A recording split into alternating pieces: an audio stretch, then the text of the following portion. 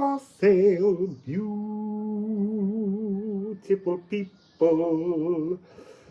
It's really weird. I can smell gravy. Maybe the gravy train is pulling into the station, which I don't even know what that means. What is a gravy train? So I've had an interesting time since I did the Time to Kill Your Inner Child video. I've had no connection, no ability to go online. Like, I had to just put the message out and let go, which I did.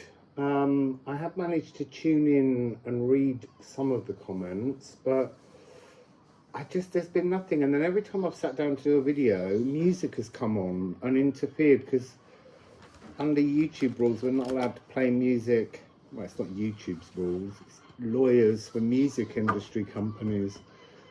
But you can't use music, you have to pay to use music. So there's been something stopping me communicating. And I have to say that since that video went out, since I posted it, I've done that. I've gone in and I called it Kill Your Inner Child, but I've just let go of it.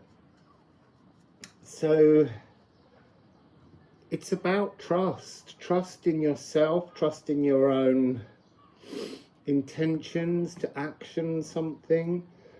So my trust has been, I'm unable to communicate with you, so therefore in many ways I'm unable to earn any money, or at least inspire you to give me money. And tomorrow my accommodation here runs out and I have no money left at all, and I'm really just sitting there in trust. I've stopped actually worrying about what might happen. Anyway, let's just go into the cards and get a little message. There's been so many things. I feel like I've been suspended in other dimensions. It's been a very strange experience for the last few days.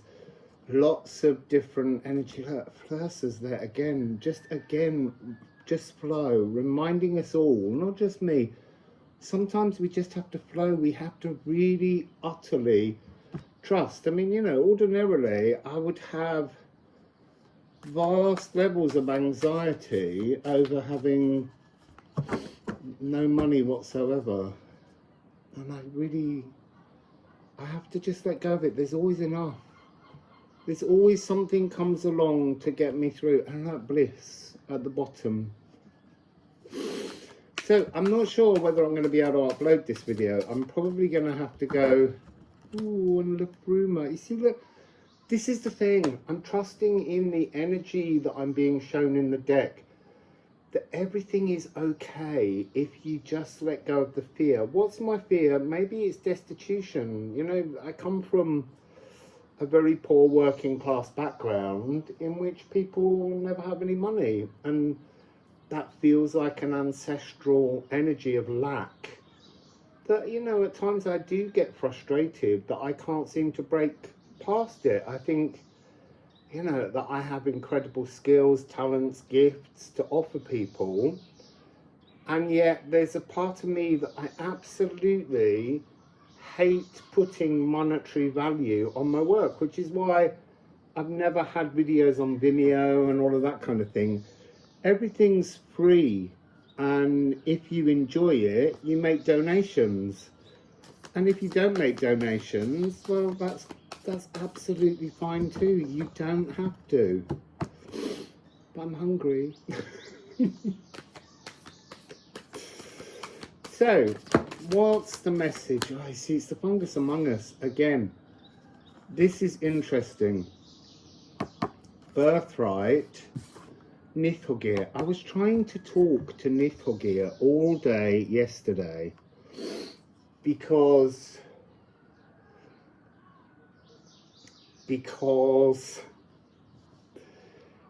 I feel like when we talk about familiars, when we talk about animals around us, you know, I've had many different familiars, and people that followed me during my adventures through France and Portugal know that one of my familiars was the flies, and flies would sit on my third eye and move around. It was just something I got used to.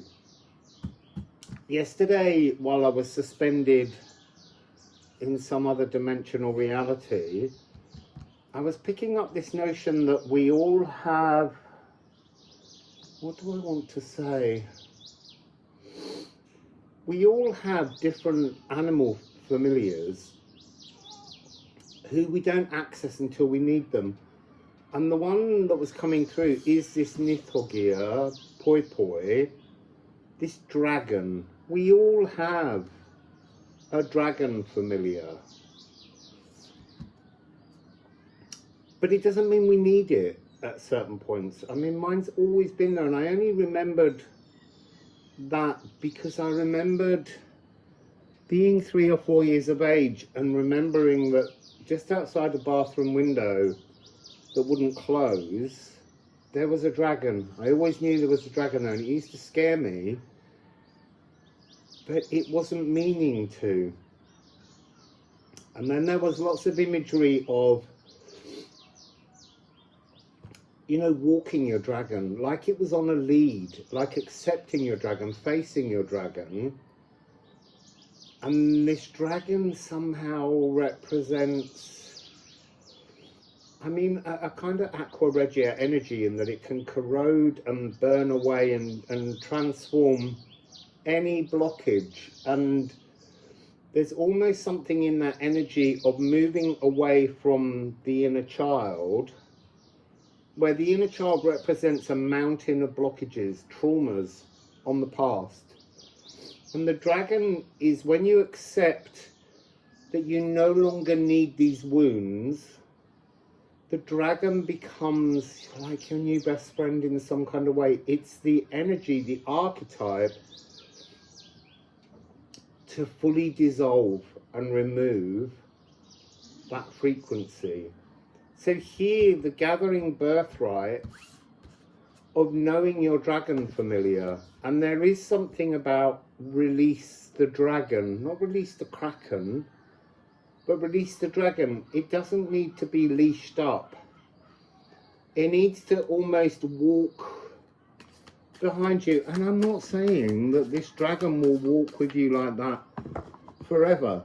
It's just an archetype to help really cleanse the space behind you, almost like sweeping up before you lock the door, just leaving it all tidy. This dragon helps you with that kind of energy.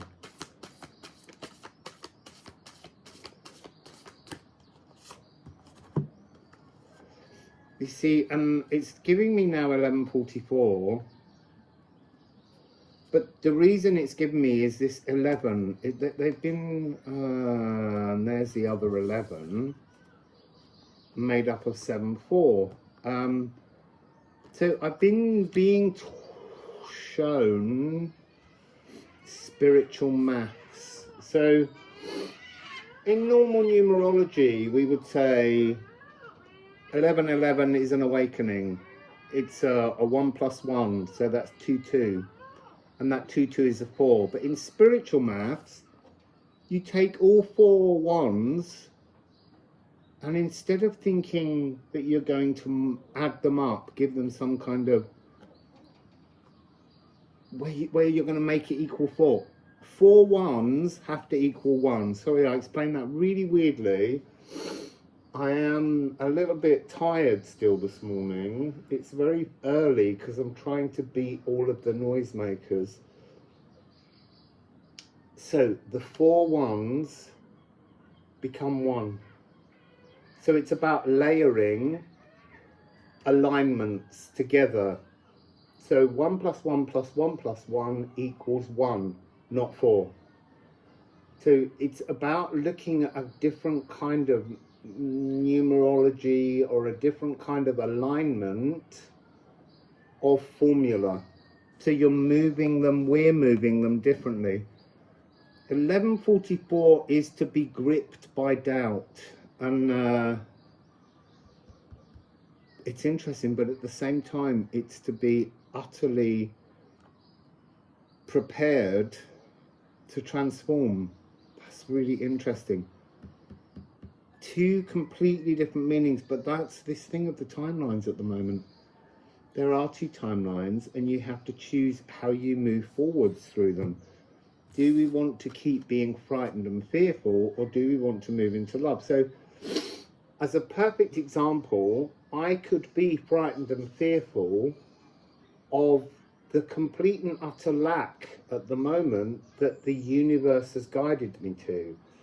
And I could allow that to trigger me, and I could allow that to stress me out. But actually, something will come. Something will align itself, and I have to learn to trust.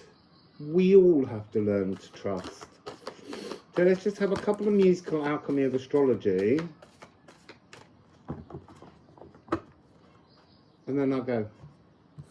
And I will try and keep posting videos, but who can say what space, place, if I'll have a bed or anything to do it from. So here we have Aquavita and Trine. Aquavita, remember, originally was alcohol. This idea of something wonderful coming towards you that could be of enormous benefit. And it's also about the sort of divinity in which our current humanity exists. And Trine is to be in melodious comfort. So it's really talking about trust in the divine. But to trust in the divine, you're trusting in yourself and your connection to both your dragon and your divine dragon.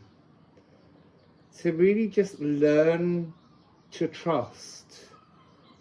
And it is really hard. It is so hard to trust. But that is today's message. Learn to trust.